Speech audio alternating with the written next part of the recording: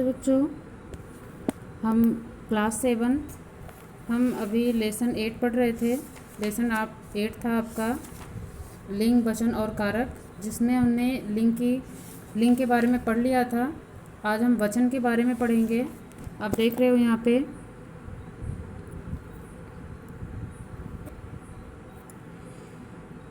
यहाँ तक हमने कर लिया था। ये आपका लिंग का पोर्शन है, यहाँ तक आप देख रहे हो। इसके बाद फिर वचन है। वचन में ये रहा आपका वचन, ठीक है। लिंग तक हमने कंप्लीट कर लिया था, जिसमें क्वेश्चन आंसर, बुक वर्क, ये सारा ही कंप्लीट हो गया था। आज हम वचन के बारे में जानकारी प्राप्त करेंगे। इसमें आप देख रहे हो यहाँ पे कुछ पिक्चर बनी हुई है, केला, केले, तोता, तोते, ठीक है। अब यहाँ पे एक ही चीज़ को कई तरीके से लिखा गया है। अब यहाँ पे हम पढ़ेंगे कि ऊपर दिए गए चित्रों के नीचे लिखे शब्दों को ध्यान से पढ़ो। केला और तोता शब्दों से उनकी संख्या में एक होने का बोध हो रहा है। केले और तोते शब्दों से उनकी संख्या में अनेक होने का बोध हो रहा है। एक या अनेक का बोध कराने वाले शब्द वचन कहलाते हैं, ठीक है। यहाँ पे क्या था, केला, तो केला जहाँ लिखा है तो हम वहाँ पे पिक्चर में देख रहे हैं एक बना हुआ है। जहाँ पे लिखे हैं केले तो वहाँ पे एक से अधिक है, अर्थात यहाँ पे 4 है। यहाँ पे तोता है तो एक तोता दिख रहा है हमें। तोते लिखा हुआ है तो यहाँ पे हमें 3 तोते दिख रहे हैं, ठीक है। तो यही चीज़ें बता रहे हैं कि जहाँ पे केला और तोता लिखा है उससे हमें एक होने का बोध होता है, लेकिन जहाँ पे केले और तोते लिखे हैं वहाँ पे एक से अधिक होने का बोध हो रहा है। तो यही इन्होंने बताया कि एक या अनेक का बोध कराने वाले शब्द ये वचन कहलाते हैं। जहाँ पे एक का बोध हो या फिर एक से अधिक का बोध हो, वही क्या कहलाता है, वचन कहलाता है। तो यहाँ पे एक डेफिनेशन दी गई है, शब्द के जिस रूप से उसके एक या एक से अधिक होने का बोध हो उसे ही हम वचन कहते हैं, ठीक है। कोई भी चीज़ हो जहाँ पे उसके एक या एक से अधिक होने का बोध होता है वही क्या कहलाता है, वचन कहलाता है, ठीक है। अब इसके हम भेद के बारे में पढ़ेंगे। वचन के भेद, वचन के निम्नलिखित 2 भेद होते हैं, ठीक है। पहला आपका एक वचन, दूसरा बहुवचन। यहाँ पे हम क्या अभी पढ़ रहे थे कि जहाँ पे एक या एक से अधिक होने का बोध हो वही वचन कहलाता है। तो ये तो हमें पता चल गया कि एक या अधिक होने का बोध वचन कहलाता है, लेकिन वचन के 2 भेद होते हैं, एक और बहुवचन, ठीक है। तो एक वचन शब्द का वह रूप जो एक प्राणी, एक वस्तु अथवा एक पदार्थ का बोध कराता है वह एक वचन कहलाता है। और जैसे यहाँ पे एग्जाम्पल दिया हुआ है, गुलाब के पौधे पर एक फूल खिला है, ठीक है। इसके बाद फिर सेकंड है आपका, मैंने पुस्तकालय से एक पुस्तक ली, ठीक है। तो यहाँ पे हमें एक होने का बोध हो रहा है। हमने क्या पढ़ा था, वचन में एक या एक से अधिक होने का जो बोध कराता है वही वचन कहलाता है। तो हमें यहाँ पे एक होने का बोध हो रहा है तो इसका मतलब ये एक वचन है। और जहाँ पे हमें एक से अधिक होने का बोध कराएगा तो वहाँ पे बहुवचन कहलाएगा। जैसे यहाँ पे नेक्स्ट है आपका बहुवचन, शब्द का वह रूप जो 2 या 2 से अधिक प्राणियों, वस्तुओं अथवा पदार्थों का बोध कराता है वो बहुवचन कहलाता है। जैसे यहाँ पे लिखा हुआ है, गुलाब के पौधे पर कई फूल खिले हैं, फिर मैंने पुस्तकालय से 2 पुस्तकें ली।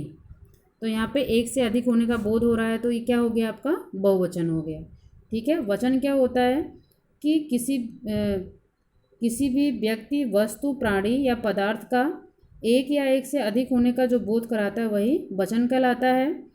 और इसके बाद जहाँ पे एक किसी भी वस्तु या प्राणी का एक होने का बोध होता है तो एक वचन कहलाता है, और जहाँ पे एक या एक से अधिक होने का बोध होता है वो बहुवचन कहलाता है, ठीक है। तो हमने वचन के बारे में जानकारी प्राप्त की। इसके बारे में हम अगला पढ़ेंगे नेक्स्ट पेज पे। यहाँ पे हम पढ़ेंगे वचन की पहचान, ठीक है। वचन की पहचान,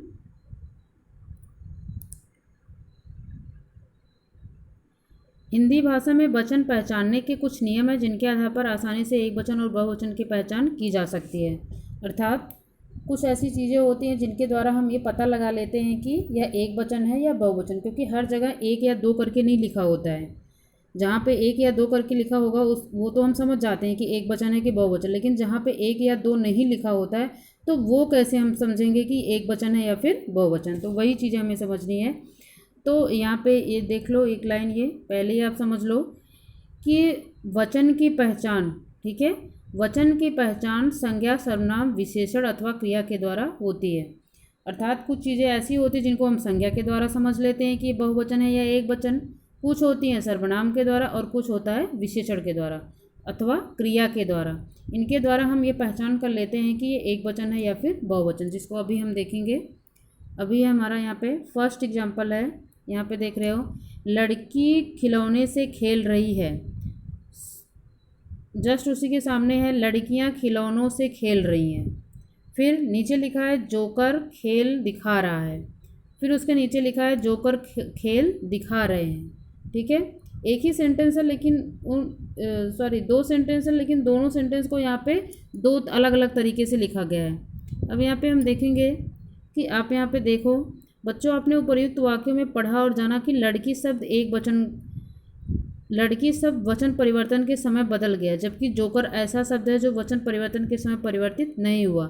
इसका रूप पहले जैसा ही बना रहा। ठीक है, जैसे यहाँ पे क्या था लड़की, यहाँ पे क्या था आपका लड़की। ठीक है, और यहाँ पे क्या था लड़कियाँ,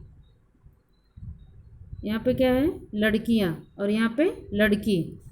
लड़की का मतलब एक लड़की है, लेकिन लड़कियाँ जहाँ पे लिखा है वहाँ पे क्या हो गया कि ये बहुवचन हो गया, अर्थात एक से ज़्यादा लड़की है यहाँ पे, इसीलिए क्या हो गया लड़कियाँ। और यहाँ पे खिलौने थे और यहाँ पे क्या हो गया खिलौनों हो गया। ठीक है, इसके बाद फिर दूसरा है सेंटेंस आपका, यहाँ पे जोकर लिखा हुआ है और यहाँ पे क्या है, यहाँ भी जोकर लिखा हुआ है। तो यहाँ पे आप देखो कि यहाँ पे लड़की और लड़कियाँ ये तो चेंज हो गया, लेकिन जो दूसरा सेंटेंस है इसमें जोकर और यहाँ पे भी जोकर, ये दोनों ही आपके एक जैसे ही हैं, वो चेंज नहीं हुआ। बल्कि वो उसमें क्या चेंज हो रहा है हम देखेंगे यहाँ पे ध्यान से इस चीज़ को।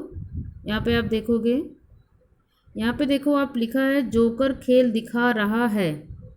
ठीक है, जोकर खेल दिखा रहा है।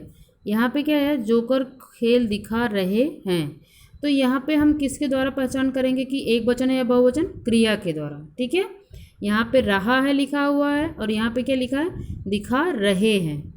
और यहाँ पे आप देखोगे है में जो है आपका है में, यहाँ पे आप देखोगे ये रहा, अब देखो यहाँ पे यहाँ है जो लिखा है इसमें डॉट लगा हुआ है और जो दूसरा है आपका इसमें डॉट नहीं लगा हुआ है, ये देखो।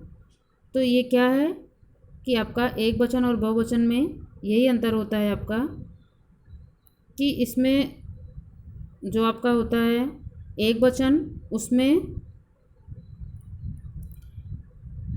एक वचन जो होता है उसमें डॉट नहीं लगा होता है। जो आपका बहुवचन होता है उसमें यहाँ पे एक बिंदी अर्थात अंक की मात्रा लगी होती है।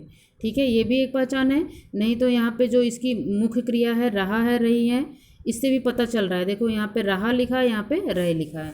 तो ये हमारे क्रिया के द्वारा वचन की पहचान है। और ऊपर जो था वो किसके द्वारा था आपका संज्ञा के द्वारा। ठीक है, संज्ञा आपका क्या है लड़की, यहाँ पे एक लड़की और यहाँ पे एक से अधिक लड़कियाँ हैं। तो ये हमारी पहचान हो गई। जैसे हम यहाँ पे हमने पढ़ा था कि वचन की पहचान संज्ञा सर्वनाम विशेषण अथवा क्रिया के द्वारा होती है।